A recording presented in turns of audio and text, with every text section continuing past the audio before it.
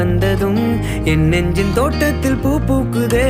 சொல்லாமலே உன் வார்த்தைகள் என் காதில் கேட்கின்றதே.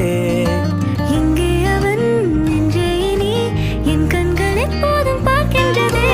இங்கே உன்னை கண்டாலது இன்பத்தில் தள்ளாடுதே. தவிச்சேன் நானே உன் பார்வை படத்தானே.